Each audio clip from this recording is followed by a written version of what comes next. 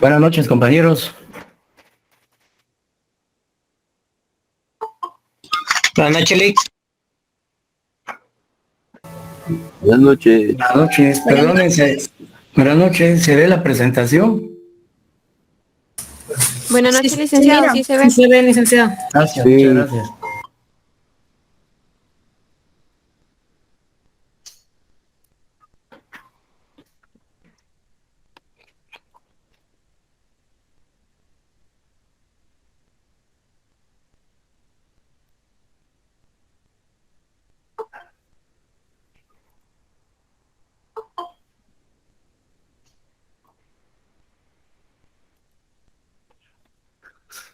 Muy buenas noches de nuevo, bienvenidos. Vamos a iniciar nuestra actividad de esta noche y continuando con el punto que habíamos iniciado el día martes sobre los actos introductorios, hoy nos corresponde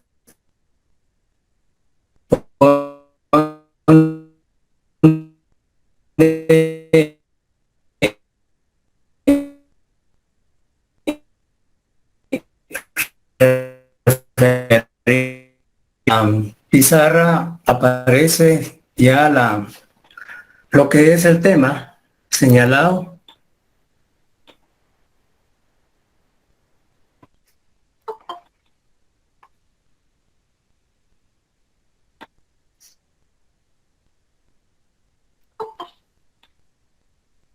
Sí se mira, ¿va, compañeros? Sí, licenciado. Sí se ve, licenciado. Gracias.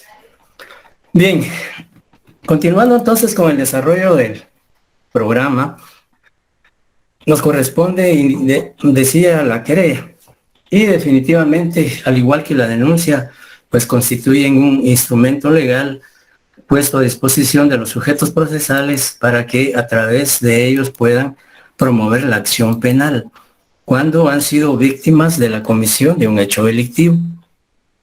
En ese sentido, entonces, se dice que la querella es un acto procesal, al igual que la denuncia, pues es un acto procesal. Y decíamos que es un acto procesal sencillamente porque para que la querella o la denuncia pueda ser promovida, pueda ser planteada, obligadamente tiene que realizarla una persona que es víctima o agraviado, en el caso de la querella. En el caso de denuncia ya establecimos que cualquier persona puede o debe, mejor dicho, promover una denuncia cuando tenga conocimiento de la comisión de un hecho de acción pública. En cuanto a la querella, pues como la definición lo establece, es un acto procesal mediante el cual se hace una declaración de voluntad, poniendo en conocimiento del órgano jurisdiccional competente la comisión de un hecho delictivo de acción pública o privada, solicitando la investigación correspondiente. El objetivo fundamental de plantear o promover una querella, pues indudablemente lo constituye que el órgano responsable de la persecución penal y de la investigación proceda a iniciar la misma como consecuencia de la existencia o comisión de un hecho delictivo.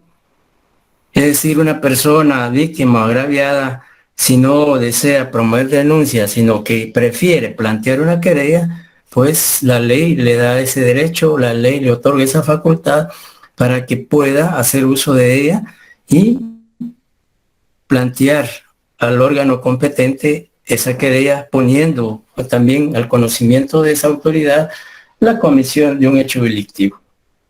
Entonces, como se dice en la definición, la querella pues puede darse por delitos de acción pública y por delitos de acción privada. En ese sentido, pues hay una sutil diferencia ahí en lo que es la denuncia, como una de las primeras diferencias existentes entre ambas instituciones jurídico-procesales. Y en un momentito vamos a abordar algunas otras diferencias existentes entre denuncia y querella.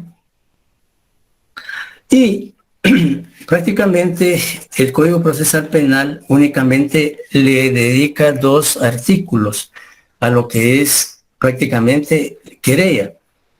Si por favor vemos en artículo 302, que es lo que refiere el Código Procesal Penal al aludir lo que es la querella. Si alguien me hiciera favor de darle lectura al artículo 302. Artículo 302. Querella. La querella se presentará por escrito ante el juez que controla la investigación y deberá contener: 1. Nombres y apellidos del querellante y, en caso, el de su representado. 2. Su residencia.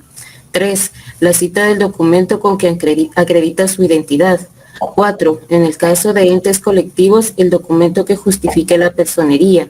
5. El lugar que señala para recibir citaciones y notificaciones. 6. Un relato circunstanciado del hecho con indicación de los partícipes, víctimas y testigos. 7. Elementos de prueba y antecedentes o consecuencias conocidas. Y 8. La prueba documental en su poder o indicación del lugar donde se encuentre. Si faltara alguno de estos requisitos, el juez, sin perjuicio de darle trámite inmediato, señalará un plazo para su cumplimiento. Vencido el mismo, si fuese un requisito indispensable, el juez activará el caso hasta que se cumpla con lo ordenado, salvo que se trate de un delito público, en cuyo caso procederá como la denuncia. Muchas gracias. Y como ustedes pueden percatarse, si hacemos una comparación entre el artículo 299 y el 302 del Código Procesal Penal, vamos a evidenciar que en cuanto a la querella, el Código Procesal Penal es más exigente, es decir, requiere más requisitos, es más formalista que la denuncia. Prácticamente en la denuncia se omiten o se obvian algunos requisitos que en la querella ya se exigen o se requieren.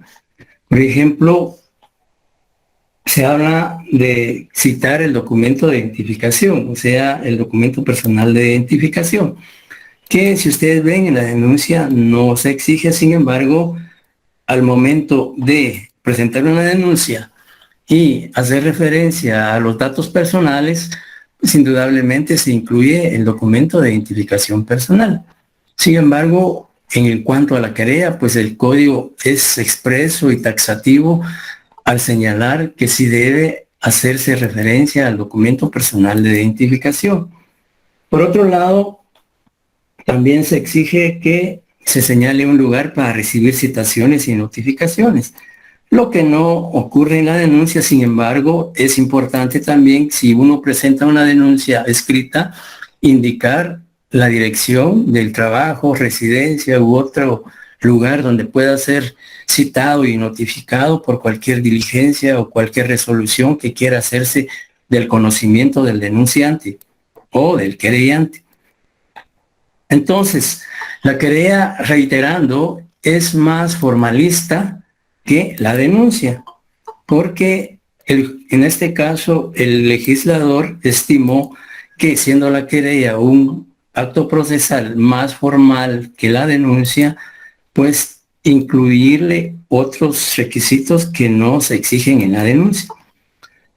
Otro aspecto importante también que establece el artículo 302 es que en el caso de que se presenten una querella por una persona jurídica colectiva, entiéndase una sociedad anónima, una fundación, una asociación, una sociedad, una cooperativa, etcétera, pues se tendrá que acreditar, dice la ley, la representación de esa institución.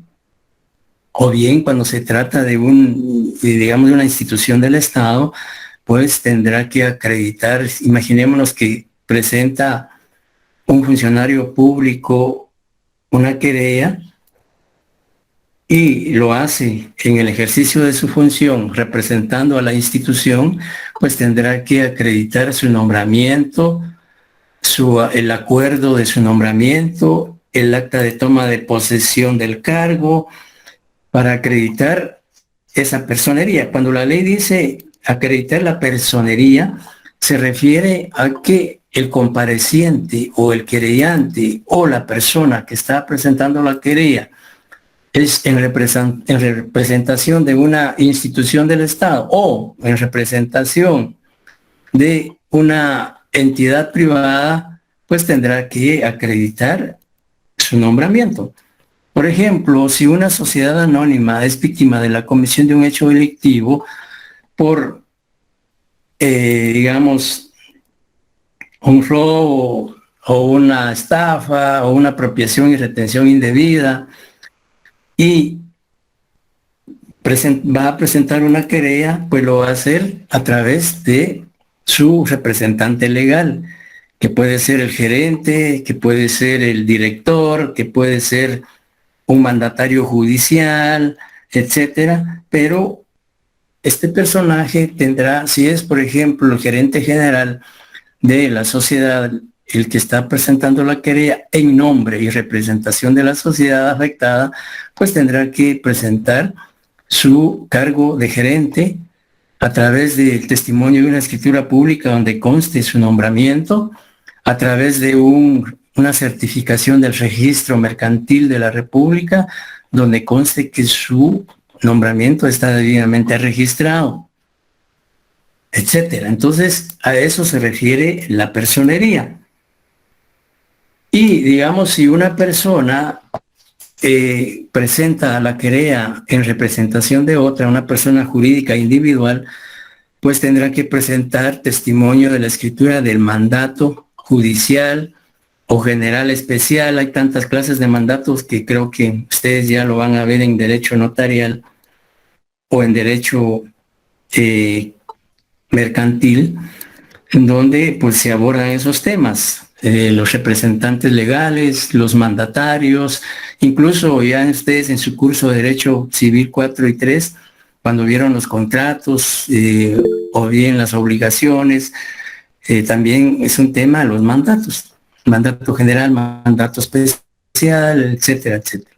Entonces, acá pues ya la querella, como vemos, es mucho más exigente en cuanto a requisitos que no se exigen en la denuncia. Y por lo demás, pues se habla, al igual que la denuncia, de un relato circunstanciado del hecho, que si hay pruebas se deben acompañar, y si no, pues, por ejemplo, documentos que se requieren, que no tengan su poder el agraviado, pero sí puede ser un medio de prueba, puede señalar dónde se encuentra ese documento para que en la investigación el Ministerio Público lo requiera a la institución o a la empresa o al lugar donde se encuentre esa prueba para ser incorporada a la investigación o al proceso penal. Y pues obviamente es una situación que hay que cumplir. Algo importante que establece el artículo 302, aparte de los requisitos, es lo que establece el segundo párrafo, que se dice que si faltara alguno o faltara alguno de los requisitos, el juez, sin perjuicio de darle trámite inmediato, señalará un plazo para su cumplimiento. Esto significa que si la persona que presenta una querella, sea una persona jurídica individual o una persona jurídica colectiva, omite algún requisito por X o Y circunstancia, el juez no puede rechazar esa querella, sino la admite para su trámite la admite y le da el trámite respectivo. Pero paralelamente a la admisión tendrá que fijarle un plazo a la persona que presenta la querella para que subsane esa omisión o para que satisfaga el requisito que no cumplió al momento de promover la querella. Y el juez le señala un plazo. El Código Procesal Penal, como ustedes pueden apreciar, en la norma que estamos haciendo referencia, no indica de cuánto tiempo es ese plazo. Puede ser 5 días, 24 horas, 48 horas, 8 días, etcétera. Eso queda ya a discreción del juez. Esa es una facultad que el juez tiene de decidir un plazo. La ley dice plazo razonable. ¿Y qué significa plazo razonable?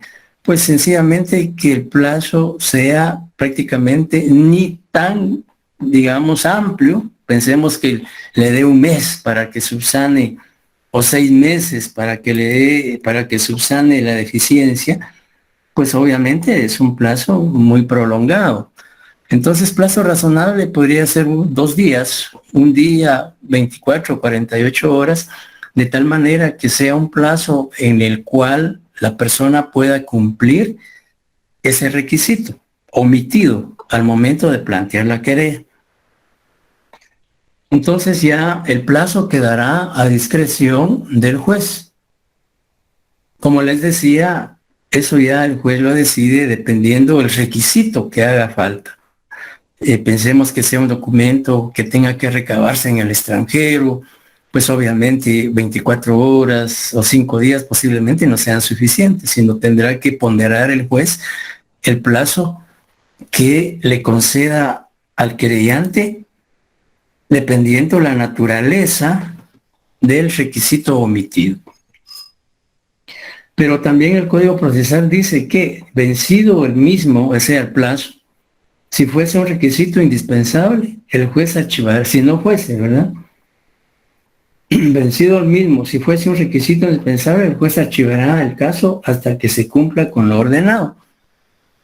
Es decir, que el juez considere que el requisito que omitió el querellante al momento de promover la querella es indispensable y que eso en un momento dado no puede continuarse con el trámite de la querella porque ese requisito sí es fundamental o es esencial para que pueda continuar el trámite de la querella, entonces ahí sí puede archivar la querella, esperar hasta que se cumpla ese requisito.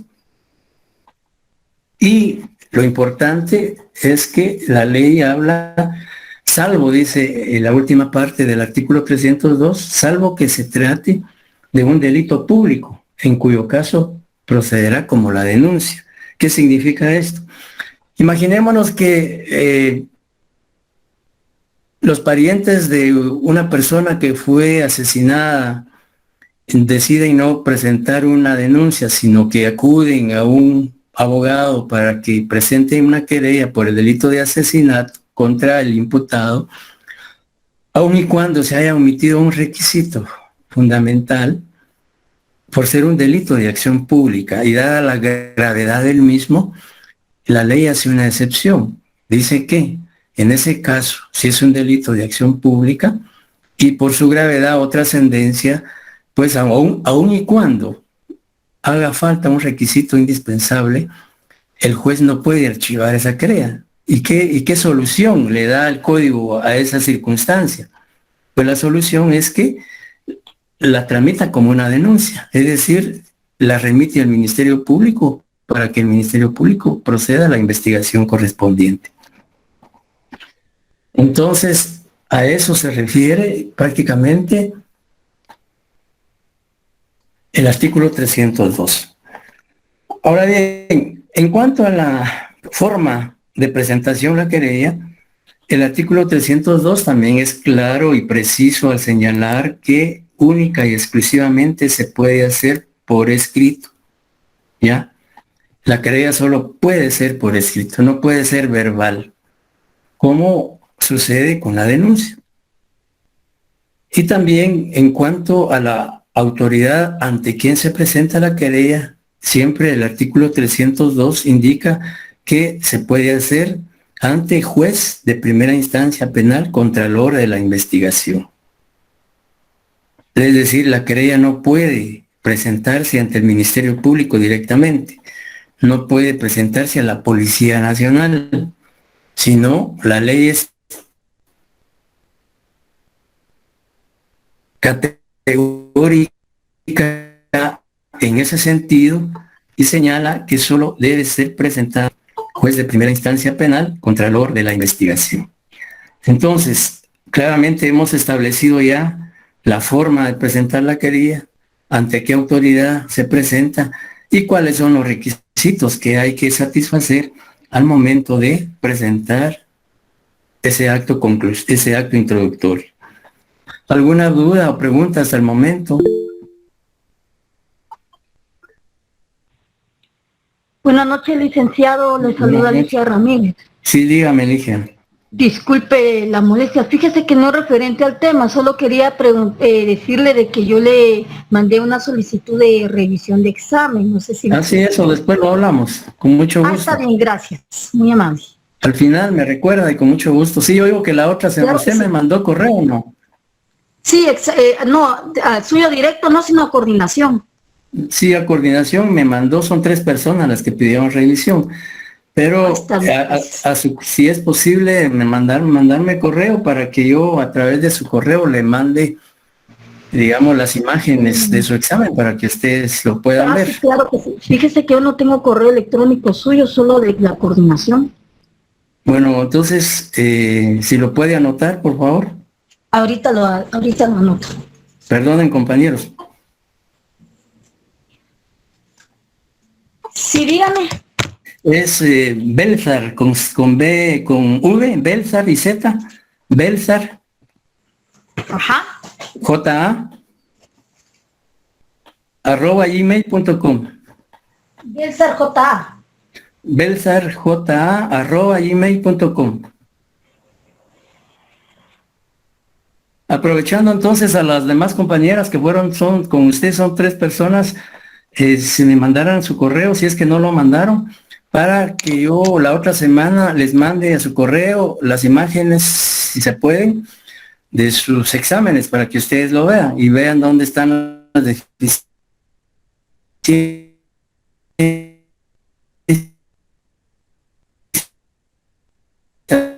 los errores. Bien, entonces, compañeros, a querella pues es más formal que la denuncia. Ahora bien, si no hay ninguna duda al respecto, pues continuamos con... Yo tengo una duda, disculpe. Por favor. Tengo una duda. Digamos, en el caso de que no sea solo una persona la que se apersone para presentar la querella, digamos, todos los que... Es que no sé cómo explicarlo. Voy a ponerle un ejemplo, ¿no? Digamos que un grupo de personas, de 5 o 6 personas, lleguen con un abogado para poner una querella sobre, por ejemplo, un delito, ¿no? Discriminación, por ejemplo. Todos los 5 personas serían querellantes. Podría ser, o bien, mire, podría darse un caso ahí de que podrían ser los 5 querellantes, o bien unificar técnicamente se denomina unificar personería, es decir, unificar esa calidad en uno solo de los 5, digamos, y que este va a representar a los 5, ¿verdad? Ahí sí que por cuestión de economía procesal, que generalmente en la práctica eso ocurre, que cuando son, por ejemplo, en el caso que usted plantea, son 5 los agraviados y quieren ser los 5 querellantes adhesivos, pues pueden serlo, por supuesto. Pero, digamos, por economía, le decía, por economía procesal o por cualquier otra circunstancia, a veces lo que hacen en la práctica es que se unifica en una sola persona esa calidad y esta va a representar a los 4, digamos. Si no, pues pueden ser querellantes adhesivos, todos los que siempre y cuando pues sean afectados y reúnan la calidad que establece el artículo 117. Muchas gracias, licenciado. A servirle. Pues bien, entonces, establecido ya lo anterior... Licenciado, muy buenas noches. Sí, por favor, compañero. Disculpe la interrupción, licenciado. Solo quisiera que me pudiera apoyar, licenciado, en decirme cuál sería la diferencia entre la querella de la que se habla en el artículo 302 y la querella que se habla en el artículo 474.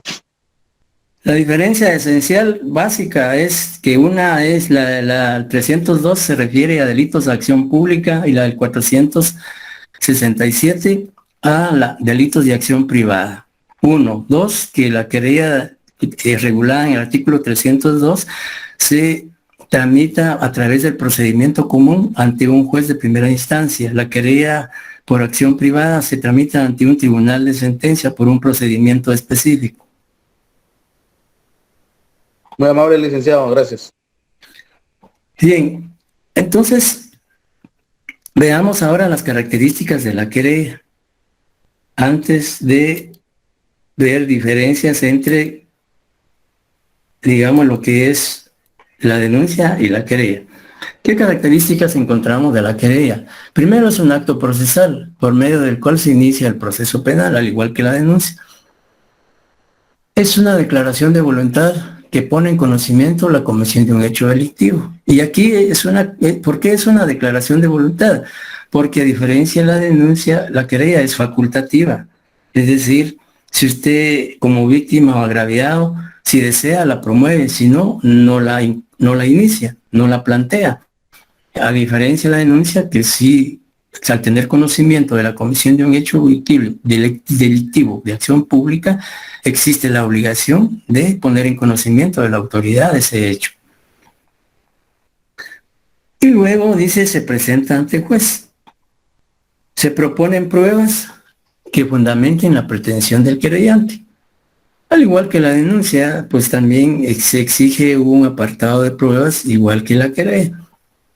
Sobre este artículo, pues hay muchas, a veces, discusiones, porque alguien decía en la clase anterior que si no hay pruebas para presentarlas, pues obviamente no se presentan, ¿ya? Sin embargo, el Código Procesal Penal señala que si, tanto en la denuncia como en la querella, las personas afectadas cuentan con medios de comprobación, pues por supuesto que las ofrezcan, que las presenten para que sean recabadas a través del Ministerio Público o a través de los peritos o técnicos en escena de crimen o de otra naturaleza para poder requerir esos medios de prueba.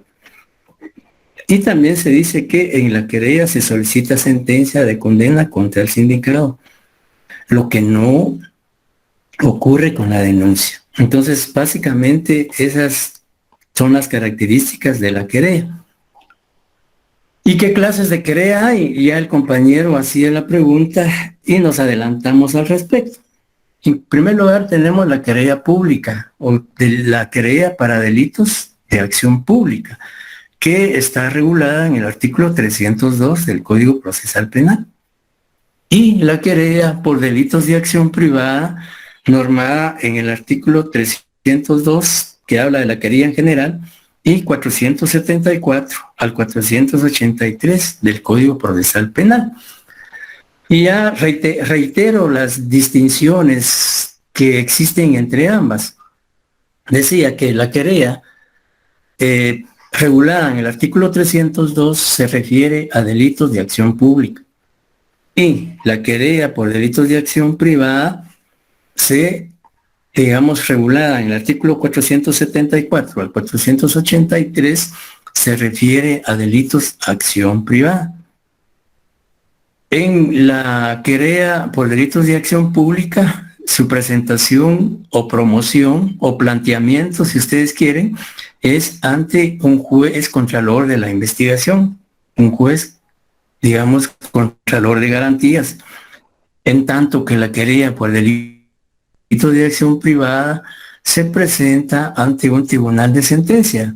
Y esa era una pregunta que venía en el primer examen parcial cuando se habló de la estafa mediante cheque.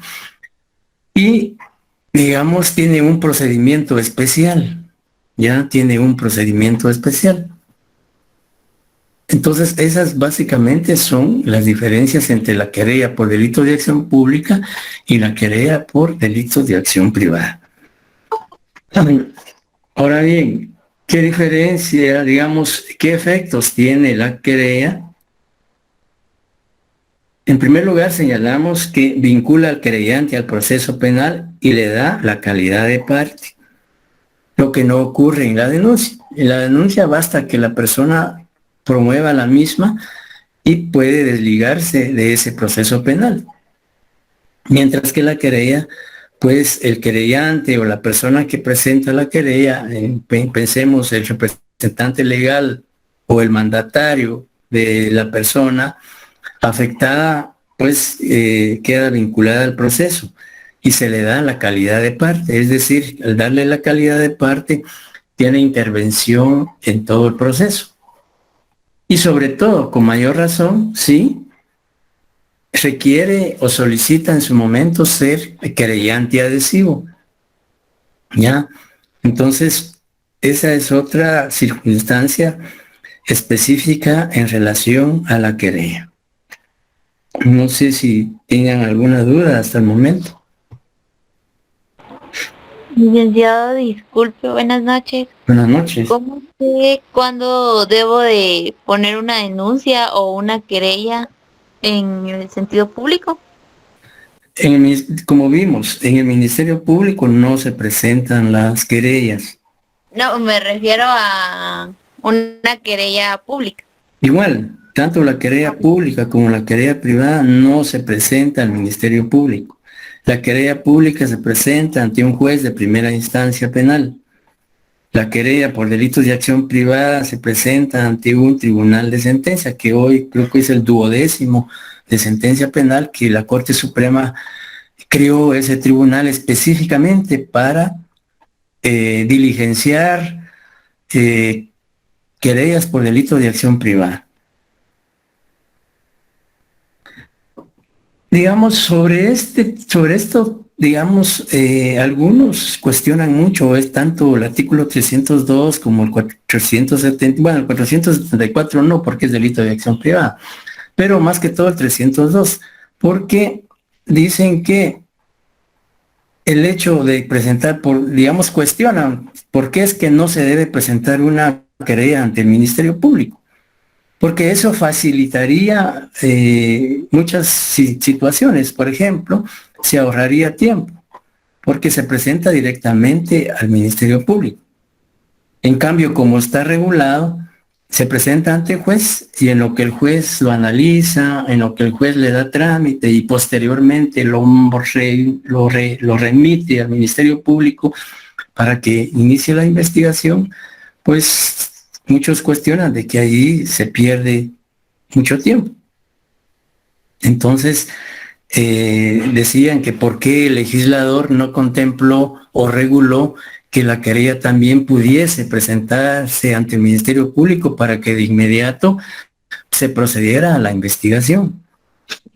Por otro lado, la justificación que existe de que por qué es que se debe presentar ante un juez es que el juez digamos, analiza, digamos, la querella y si reúne los requisitos, pues la admite a trámite y la remite al Ministerio Público para que investigue.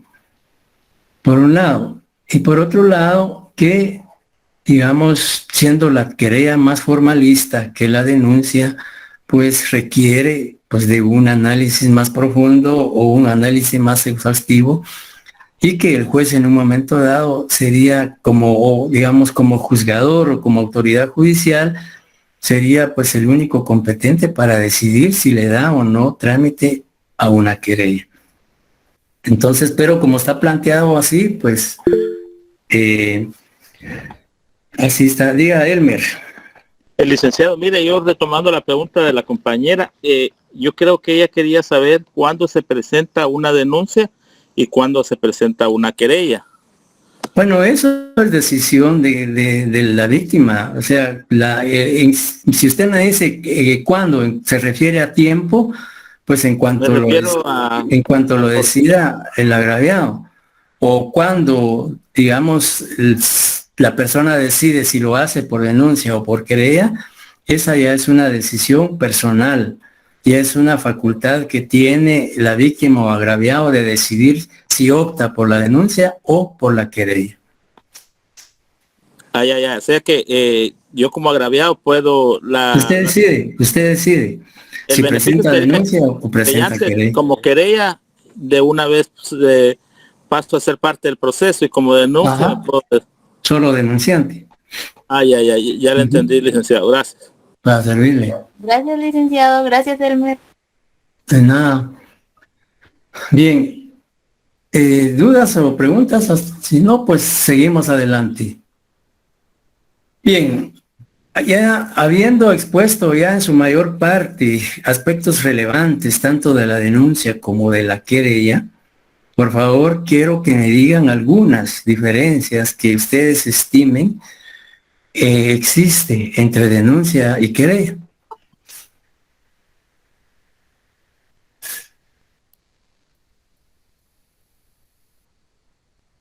Estoy escuchando.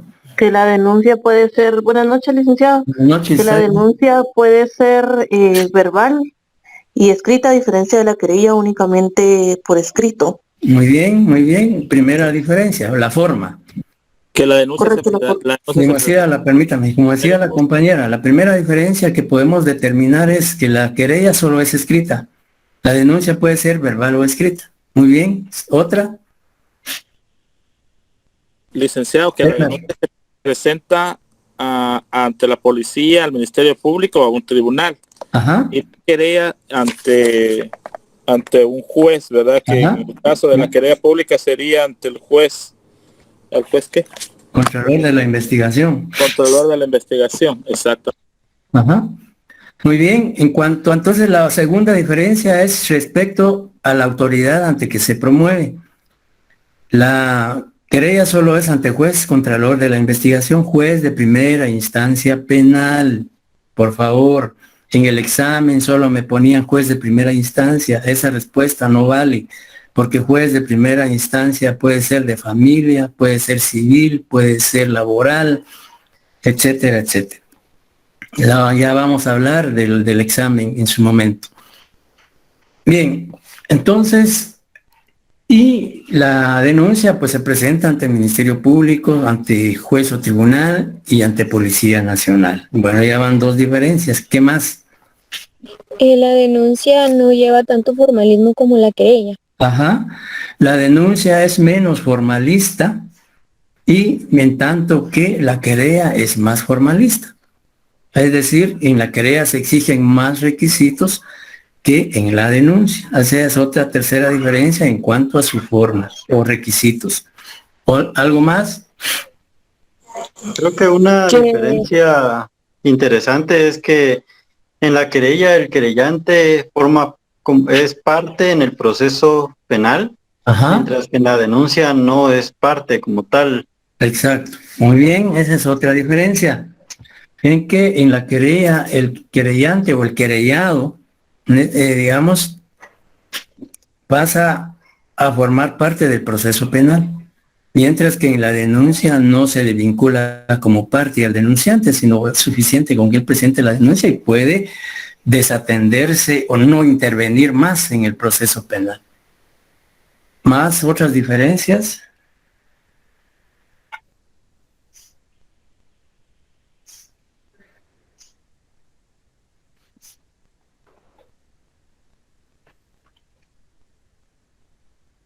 Que la querella puede ser pública y privada y la denuncia solo es pública.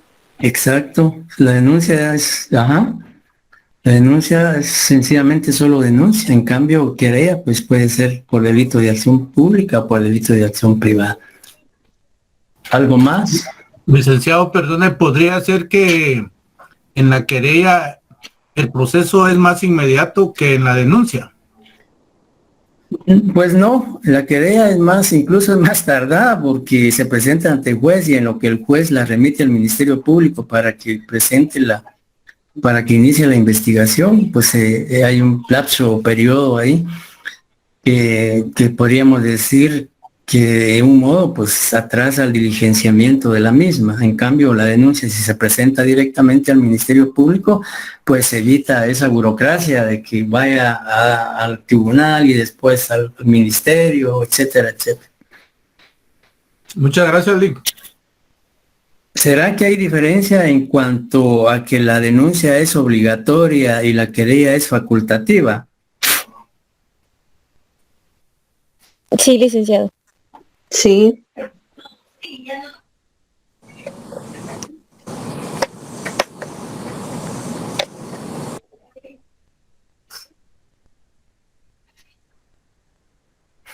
Bueno, yo creo que con esas diferencias, ¿cuántas señalamos? 5.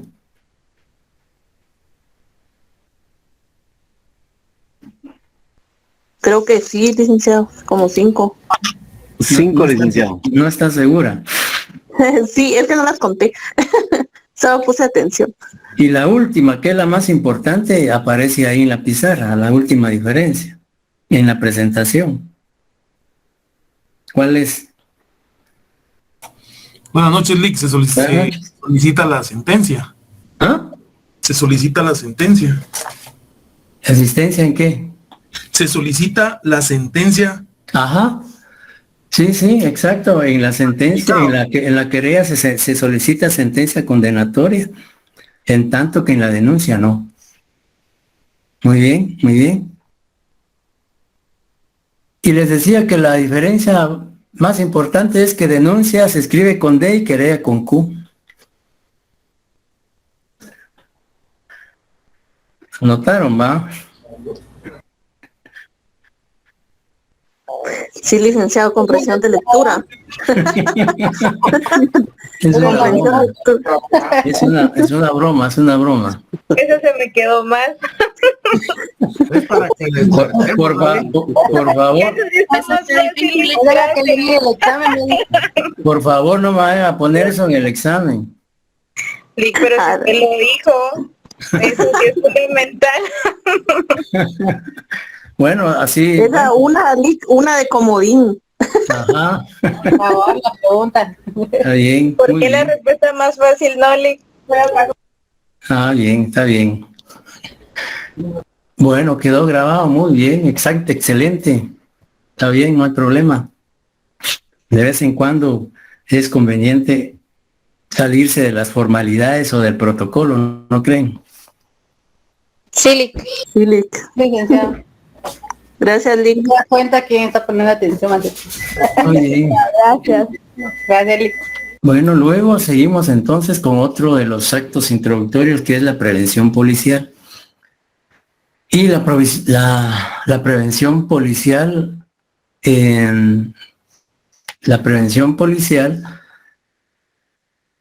está regulada en el artículo 304 al 308 del Código Procesal Penal. ¿Y qué es la prevención policial? Pues como se señala en la presentación, la prevención policial es básicamente la obligación legal.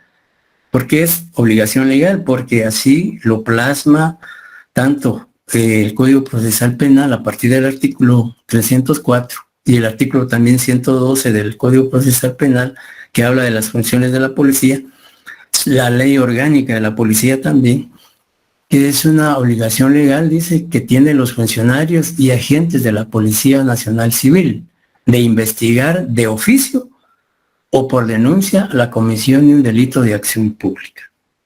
¿Ya? Esa es la prevención policial. Y su fundamento la encontramos en el artículo 304 al 308 del Código Procesal Penal.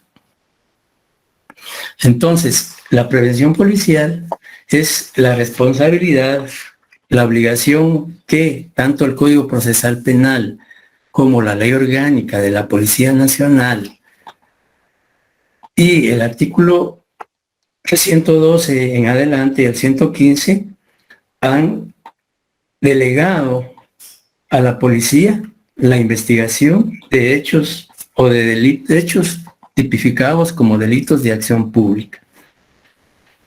Entonces,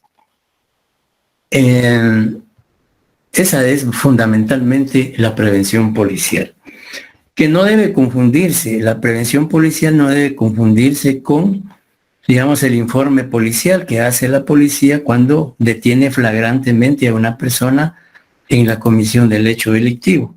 Porque, digamos, cuando la policía sorprende a una persona flagrantemente o cuasi flagrantemente cometiendo el hecho delictivo, pues lo que hace es un informe en relación a la aprehensión del sindicado o del imputado. Y en cambio la prevención policial es más, digamos, más formalista, requiere una investigación, cómo, digamos, documentar esa investigación, y esa investigación hay que remitirla al Ministerio Público, etcétera, etcétera.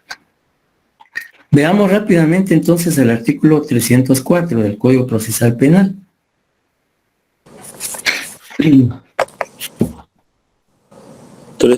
Artículo 300, prevención policial. A los funcionarios y agentes policiales que tengan noticia de un hecho punible perseguible de oficio informarán enseguida detalladamente al Ministerio Público y practicarán una investigación preliminar para reunir, asegurar con urgencia los elementos de convicción y evitar la fuga o ocultación de sospechosos. Igual función tendrán los jueces de paz en los lugares donde no existan funcionarios del Ministerio Público o agentes de la policía. Ajá. Muy bien, entonces, digamos, ahí prácticamente las formas principales de la prevención policial la encontramos regulada en el artículo 304. Dice cuando la policía tiene conocimiento directo de la comisión de delito de acción pública, y es decir, en casos de flagrancia, en forma directa y personal, están teniendo conocimiento de la comisión de ese hecho delictivo. O cuando una persona acuda a una subestación, a una comisaría, a una delegación policial a promover una denuncia de la comisión de un hecho delictivo. Ellos pueden iniciar la investigación y informar al Ministerio Público en relación a las actuaciones o diligencias que estén desarrollando. Toda esa investigación que realiza la policía como parte de la prevención policial también está, digamos, el Código Procesal Penal exige que tengan formalidades, y en el artículo 305 encontramos que esa investigación que realiza la policía tiene que documentarla, tiene que plasmarla o tiene que hacerla constar por escrito a través de actas, ¿ya? Para que, digamos, en un momento dado, toda esa investigación que tengan que plasmar por escrito es la que tienen que remitir al Ministerio Público, en donde conste las diligencias o las investigaciones que realizó la policía.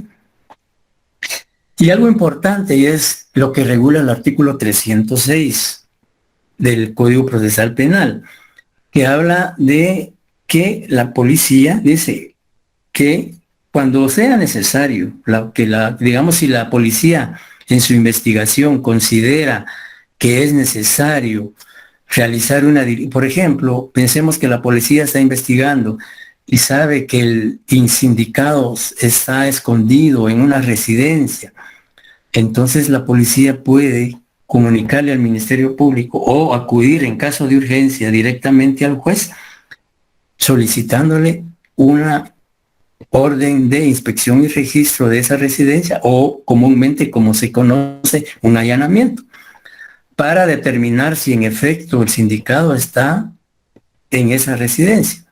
Y si en efecto está, pues proceder a su aprehensión, pero previamente por autorización judicial.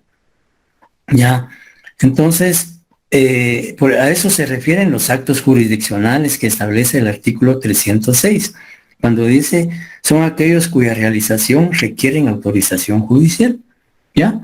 O que la policía ya investigó y recolectó o reunió medios de investigación y que hacen creer que el imputado sí participó en el hecho, pues sencillamente le comunican al Ministerio Público o al fiscal del caso para que se pueda requerir o solicitar la orden de aprehensión del imputado. Es decir, actos jurisdiccionales se refieren a las diligencias que puede realizar la policía, pero previamente autorizados por juez competente, en este caso, juez de primera instancia penal. Y así, como les decía, el artículo 306 así lo establece. Luego encontramos que la policía, luego de que ha realizado esa investigación, dice el artículo 307 que dentro del plazo de 3 días debe remitir las actuaciones que realizó, o sea, la investigación que realizó, las cuales están documentadas en las actas correspondientes. En ese sentido, entonces, la policía, de acuerdo a la norma legal indicada, debe remitir o enviar al Ministerio Público esas diligencias o esas actuaciones. Y finalmente, el artículo 308 habla de la autorización judicial, que dice que los jueces pues deben de autorizar lo más inmediato posible, lo más rápido, lo más efectivo, todos los requerimientos que le pueda hacer la policía durante su investigación, sin mayor dilación, sin mayor, digamos, tardanza, sino que atendiendo al principio de celeridad del proceso, pues los jueces deben de cooperar en ese sentido de ordenar las diligencias lo más rápido que se pueda, a efecto de evitar pérdida, alteración o sustracción de medios de investigación o de evidencias. Entonces, se habla de que los jueces pues deben de hacer lo más fácil y lo más práctico la autorización de diligencias. Eso no significa que por hacerlo de la manera pronta e inmediata se obvien o se dejen de cumplir formalidades o requisitos para la diligencia que se va a practicar.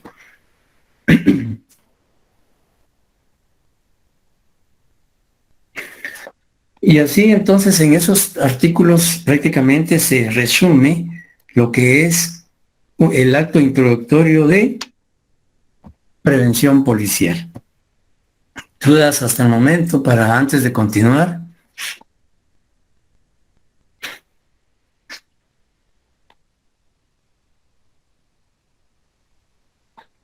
No hay. ¿Sí me están escuchando? Sí, licenciado, por el momento. No. Sí, gracias. Les pregunto porque ante el silencio pienso que de repente me salí o me desconecté y no me están escuchando. Sí se escucha, licenciado. Bueno, gracias. Bien, luego entonces continuamos con los actos introductorios, que antes pues tenemos el conocimiento de oficio, que también es una forma de iniciar el proceso penal. Y el conocimiento de oficio básicamente lo encontramos fundamentado en el artículo 24 bis y el 289 del Código Procesal Penal. Si vemos rápidamente el 24 bis, que ya lo analizamos cuando vimos la acción penal, sin embargo, eso no implica que podamos retrotraernos a él y nuevamente darle la lectura correspondiente. Alguien que por favor le dé lectura al 24 bis. Artículo 24 bis. Acción público. Será perseguible de oficio por el Ministerio Público en representación de la sociedad todos los delitos de acción pública, excepto los delitos contra la seguridad de tránsito y aquellos por denuncia de autoridad competente, y aquellos cuya sanción principal sea la pena de multa, que serán tramitados y resueltos por denuncia de autoridad competente conforme al juicio de faltas que establece este código. Muy bien. Pues, y ahora veamos el artículo 289 para relacionarlo.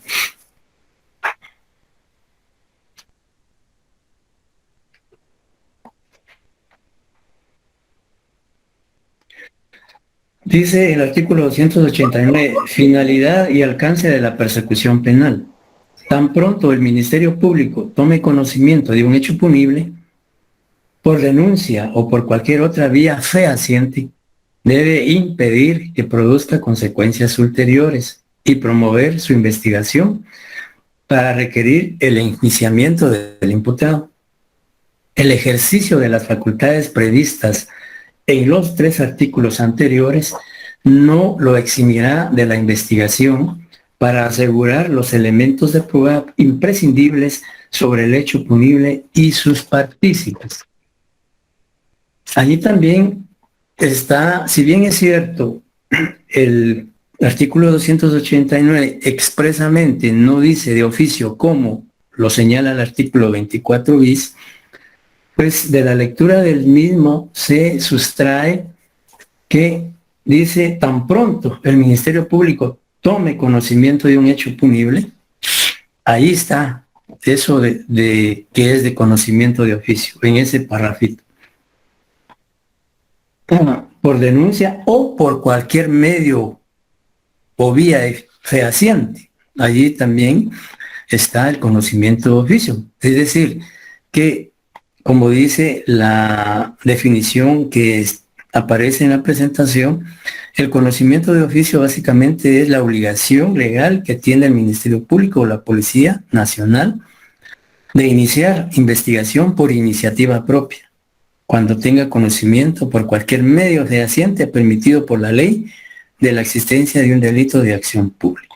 Es decir, que conocimiento de oficio para que el Ministerio Público o la Policía Nacional pueda iniciar por iniciativa propia, sin necesidad de que haya denuncia o querella, el Ministerio Público debe iniciar la investigación teniendo conocimiento de ese hecho delictivo por cualquier vía fehaciente, dice la ley, permitida por la ley.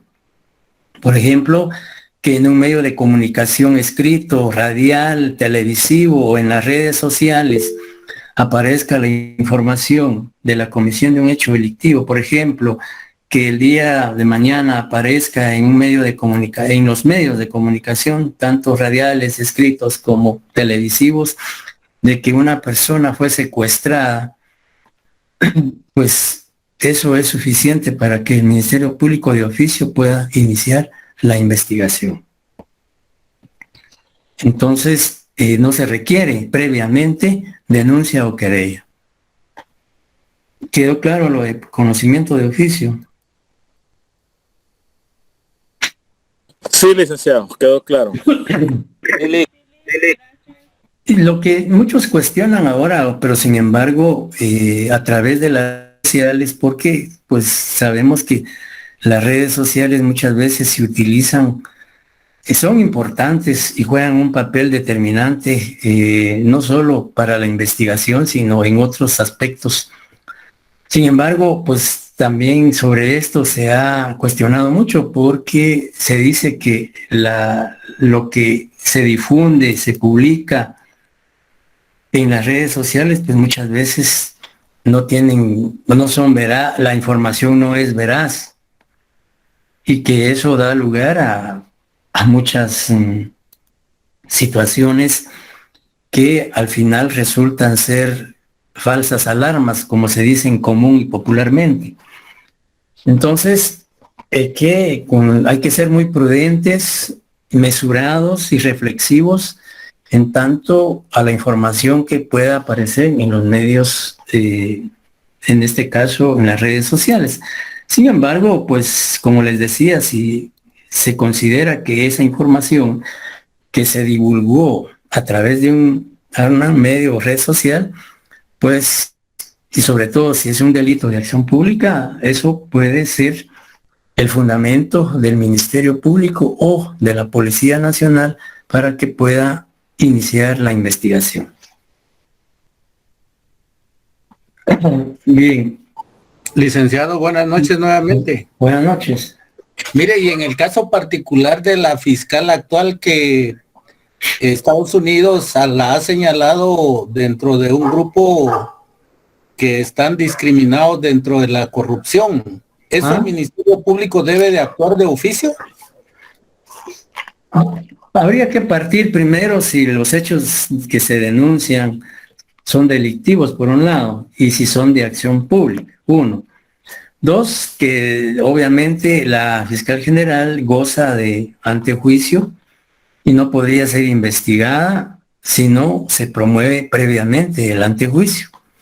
Entonces, ella no podía ser investigada aun y cuando se le imputen hechos delictivos, digamos, a prima facie, sino que debe primero promoverse un antejuicio ante la Corte Suprema de Justicia con fundamento en la ley de antejuicio y también, por supuesto, en algunos artículos o normas del Código Procesal Penal.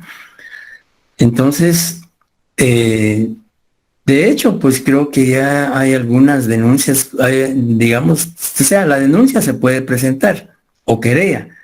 Lo que no se puede hacer es investigarla inmediatamente, sino que esa denuncia o esa querella es la que va a formar la petición de antejuicio.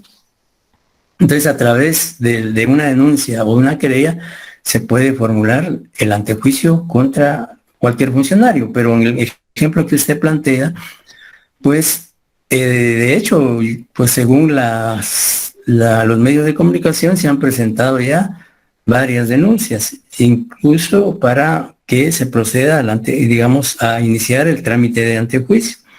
No sé si el día de ayer o antes de ayer en un medio de comunicación salió la noticia de que la Corte Suprema de Justicia había desestimado una denuncia contra la señora Fiscal General de la República y prácticamente estaba declarando sin lugar el antejuicio.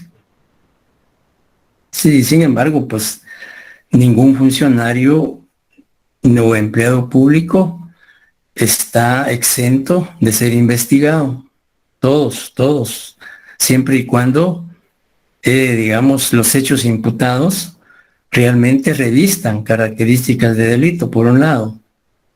Y en el caso de funcionarios públicos que gozan de ese privilegio o de esa garantía constitucional, no pueden ser investigados hasta que se declare con lugar el antejuicio y el antejuicio indique que da lugar a formación de causa penal. Eso es en cuanto a los funcionarios que gozan de antejuicio, porque no todos los funcionarios gozan de antejuicio. Licenciado, muy buenas noches. Diga. En el caso cuando existía la CICIG, ¿de qué manera los facultaba a ellos y al Ministerio Público hacer las investigaciones antes de quitarle el antejuicio a un funcionario público? Digamos, antes investigarlos antes de que se declare con lugar el antejuicio, no pueden hacerlo. Eso no, tanto la ley de antejuicio como el Código Procesal Penal no lo permiten. Lo que sí permite el Código Procesal Penal es que para que el antejuicio tenga fundamento y que no sea un antejuicio espurio, sea un antejuicio, digamos, con hechos falsos o un juicio político, etcétera, es que el Código Procesal Penal sí permite que, digamos, se haga una investigación previa para recabar información que sustente ese artículo, que sustente ese antejuicio. El artículo 293, efectivamente, como lo dice el compañero que escribió, habla de lo que es, y la próxima semana precisamente vamos a hablar de los obstáculos a la persecución penal, siendo uno de ellos el antejuicio. Y digamos, en el artículo 293 del Código Procesal Penal, aunque la ley en este caso aplicable específicamente es la ley que regula el trámite del antejuicio, pero supletoriamente se puede aplicar el Código Procesal Penal. El artículo 293 dice: cuando la viabilidad de la persecución penal depende de un procedimiento previo, el tribunal competente de oficio o a petición del Ministerio Público solicitará el antejuicio a la autoridad que corresponda, con un informe de las razones que justifiquen el pedido y las actuaciones originales. Y lo demás se regirá por la Constitución de la República y leyes especiales. Al hablar de leyes especiales, a la ley específicamente en materia de antejuicio. Dice, aquí es donde la parte importante, el segundo párrafo. Dice: contra el titular del privilegio no se podrán realizar actos que impliquen una persecución penal. Ahí está la prohibición expresa, que no se puede investigar penalmente. Sin embargo, continuando con la lectura, dice: y solo se practicarán los de investigación cuya pérdida es de tener y los indispensables para fundar la petición. Porque si usted va a plantear un antejuicio contra un funcionario que goza de ese privilegio, obviamente tiene que fundamentar ese antejuicio. ¿Y cómo lo va a fundamentar? Pues no con argumentos teóricos. Por supuesto que eso también es fundamental, la argumentación teórica. Pero también tiene que presentar algún medio que permita presumir de que sí ese antejuicio puede ser tramitado. Entonces la ley sí permite que se haga, dice, se practicarán los medios de investigación cuya pérdida es de temer. Es decir, imaginémonos que hay un medio de investigación que si no se recolecta o no se recaba inmediatamente, se puede deteriorar, se puede perder, se puede desaparecer, etcétera, etcétera. Y dice, y los indispensables para fundar la petición. O sea, la ley sí permite que se haga una investigación, pero únicamente para, podríamos decir, una investigación administrativa para recabar los medios de investigación que fundamenten ese antejuicio. Entonces, eso sí se puede hacer, porque la misma ley lo permite. Bien, ¿estamos? Sí. Muy bien. Entonces, ahora, continuando, seguimos con el último acto introductorio, aunque eso no expresamente lo dice la ley, es decir, no está dentro de los actos expresamente señalado entre el capítulo de los actos del Código Procesal Penal, pero sí, la certificación de lo conducente también es una forma de iniciar el proceso penal. ¿Y qué es la certificación de lo conducente? Pues la certificación de lo conducente concretamente es una resolución judicial, como se dice en la presentación. Resolución judicial mediante la cual se hace del conocimiento del Ministerio Público la posible comisión de un hecho delictivo por parte de un juez o tribunal que por razón del cargo conoce del mismo para que se inicie la investigación correspondiente. Por ejemplo, ahí no hay una denuncia, no hay una querella, no hay conocimiento. Lo que ocurre es que el juez, en el ejercicio de su función, establece o determina la comisión de un hecho delictivo, pues también puede presentar una denuncia, por supuesto que la puede presentar. Pero en este caso, certificación de lo conducente es porque, digamos, él en el ejercicio de su función determina que en un caso que está tramitando, una persona pudo haber cometido un hecho delictivo. Entonces él lo que hace es emitir una resolución poniendo en conocimiento del Ministerio Público la posible comisión de un hecho delictivo para que esa persona sea investigada. Vamos a poner o ilustrar con dos ejemplos esta situación a efecto de comprender de mejor manera en qué consiste la certificación de lo conducente. El primer caso. Imaginémonos que una persona, digamos una esposa, presenta una demanda oral de alimentos contra su cónyuge o excónyuge por negación, digamos, por alimentos, pensión alimenticia para ella y sus menores hijos.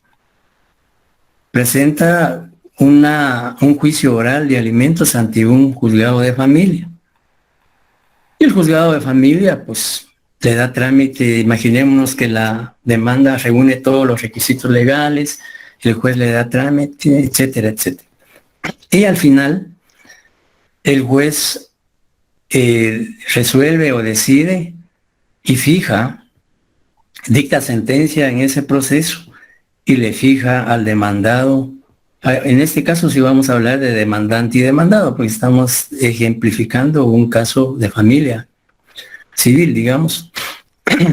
Y el juez, declara al demandado, le fija una pensión alimenticia de 1,000 quetzales mensuales a favor de sus hijos. Pensemos en una cantidad mínima como ejemplo, que puede ser más, pues dependiendo de los ingresos económicos del demandado, trabajo, etcétera. Y ya con esa sentencia, en donde el juez o digamos declara que el cónyuge o excónyuge debe pagar esa cantidad de alimentos, entonces se requiere el cobro, se requiere el cobro al demandado para que pague la pensión alimenticia que el juez indicó. Y le van a cobrar o requerir de pago, así es como se denomina, le requieren de pago al demandado sobre la pensión alimenticia que el juez fijó.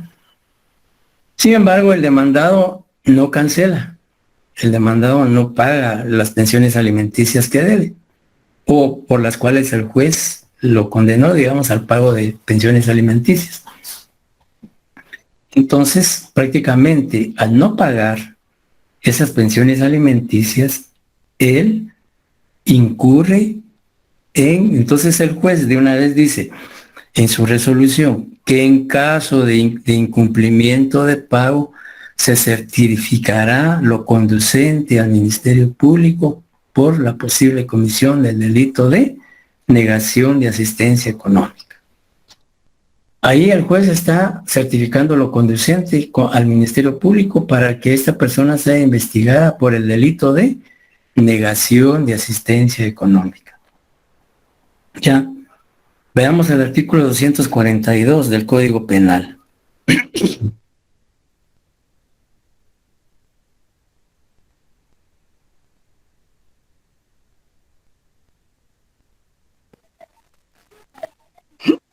Negación de asistencia económica. Quien estando obligado legalmente a prestar alimentos en virtud de sentencia firme o de convenio que conste en documento público o auténtico, se negare a cumplir con tal obligación después de ser legalmente requerido, será sancionado con prisión de 6 meses a 2 años, salvo que probare no tener posibilidades económicas para el cumplimiento de su obligación. El autor no quedará eximido de responsabilidad penal por el hecho de que otra persona los hubiere prestado. Ajá. Muchas gracias. Pues bien, digamos, este es un ejemplo que nos puede, digamos, ilustrar de buena manera en qué consiste la certificación de lo conducente. Y, digamos, ahí pues el juez al advertir o establecer que el obligado no cumplió con pagar la pensión alimenticia, pues incurrió en ese delito, que él no puede investigar, porque su competencia es estrictamente de familia. Entonces, ¿qué hace para que ese incumplimiento no quede impune? Pues certifica lo conducente al Ministerio Público para que esta persona sea investigada por negación de asistencia económica. Otro ejemplo podría ser que, imaginémonos que en una empresa despiden en forma injustificada o indirecta o directa a un trabajador y no le pagaron sus prestaciones laborales. El trabajador acude a un juzgado, pues primero podría acudir a la Inspección General de Trabajo a promover su denuncia por el despido y por el no pago de prestaciones. O sencillamente acudir a un juzgado de trabajo a presentar su demanda laboral por despido directo o injustificado y reclamando el pago de prestaciones laborales de conformidad al artículo 106, 110 del Código de la Constitución Política de la República de Guatemala o las que regula el Código de Trabajo. Y el juez darle trámite a la, digamos, o bien podría también el trabajador fue despedido y tramitar su reinstalación, porque no había causa justa para despedirlo. El juez analiza la demanda y estima que sí tiene razón el trabajador y le da trámite a la demanda laboral de reinstalación, por ejemplo, y ordena inmediatamente la reinstalación del trabajador. Y le comunica al patrono que debe reinstalar al trabajador.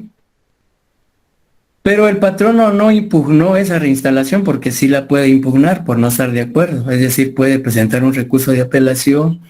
Pero imaginémonos que no presentó el recurso, no impugnó. Entonces esa decisión del juez queda firme y el patrono está obligado a reinstalar al trabajador. Pero en la resolución que el juez emitió ordenando la reinstalación del trabajador, también señaló que en caso de incumplimiento de esa orden de reinstalación, certificaría lo conducente al Ministerio Público por el delito de desobediencia. Entonces, si el empleador o el patrón no reinstala al trabajador, estando ya firme esa decisión, incurre en desobediencia, porque sencillamente no está cumpliendo una orden emanada por un juez. Y entonces el juez de una vez dice, sí, digamos, si no cumple, sencillamente entonces el trabajador le puede decir al juez, sí, Alejandro, ahorita le doy la palabra. El trabajador le puede decir al juez, mire, el empleador o el patrono no cumplió con la orden que usted le dio de que me reinstalara.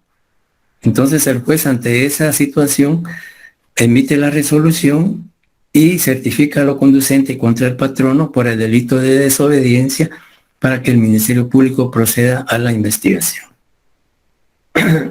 ¿Ya? Licenciado, una pregunta. Fíjese que yo estuve en un caso en el cual una persona que trabajaba en la PGN fue acusada de, en este caso fue violación al Estado civil y sustracción de menores. Ajá. Y por ende fue retirada de la PGN. Ajá. Cuando ya se dictó sentencia y la persona salió, se demostró su inocencia, se empezó a pelear la reinstalación. Ajá. Por los tribunales laborales. Ajá. Y en este caso pasaron 2 procuradores de la PGN, donde ya en sentencia de primera instancia, si no estoy mal, se dictó la reinstalación de esta persona. Y estos 2 procuradores generales pues desobedieron dicha orden, pero no sé, en este caso no se vio que...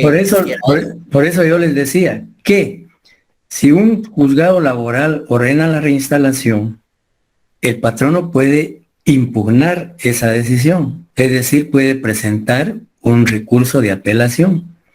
Entonces esa decisión del juez que ordenó la reinstalación no se puede ejecutar porque no está firme. Entonces, eso me imagino yo que ocurrió en ese caso. Que el patrono, y generalmente en un 98%, los patronos impugnan o apelan esa decisión. Entonces, al impugnar esa decisión, no se puede ejecutar, no se puede reinstalar, porque esa decisión fue apelada y esa decisión puede ser revocada por un tribunal superior. ¿Ya? Y entonces eso fue lo que ocurrió en ese caso, que plano, y lo más probable y seguro es que sí, la Procuraduría General de la Nación apeló. Y entonces, en el tiempo que se lleva el trámite de la apelación, y todavía, sí, digamos, el Tribunal Superior, en este caso que sería una sala laboral, conoce la apelación y la declara sin lugar y confirma la reinstalación, todavía la Procuraduría General de la Nación, o el Estado, mejor dicho, a través de la Procuraduría General de la Nación, puede promover un amparo, siempre y cuando haya agotado todos los recursos ordinarios, puede promover un amparo. Y eso prolonga, hay casos que llevan 5 o 6 años y la persona no ha sido reinstalada por todos los medios legales que se han planteado. Entonces, en ese caso, lo que pasó, eso fue que pasaron 2 procuradores, no lo reinstalaron porque esa decisión no estaba firme todavía. Alguien me preguntaba ahí qué pasa con los salarios. Bueno, digamos, cuando se reinstala a un trabajador, el juez indica en la resolución que se le deben pagar todos los salarios que él ha dejado de percibir desde el momento del despido hasta la efectiva reinstalación de salario, que las prestaciones que de conformidad con la ley le correspondan. Entonces, la certificación de lo conducente es eso, que el juez en esos 2 ejemplos que planteamos, pues se evidencia lo que el juez hace. Y decía que el segundo ejemplo, pues veamos el artículo 414 del Código Penal. Si alguien le da lectura, por favor.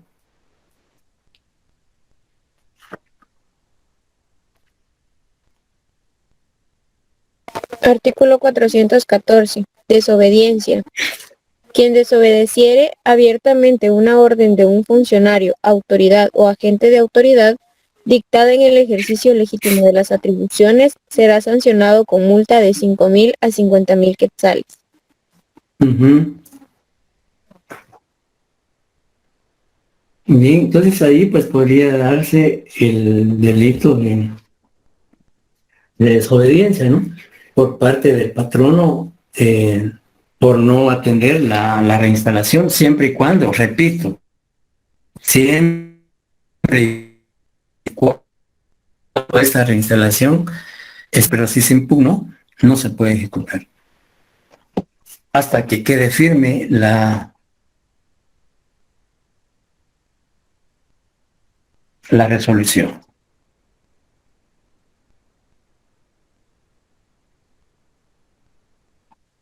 ¿Alguna otra pregunta?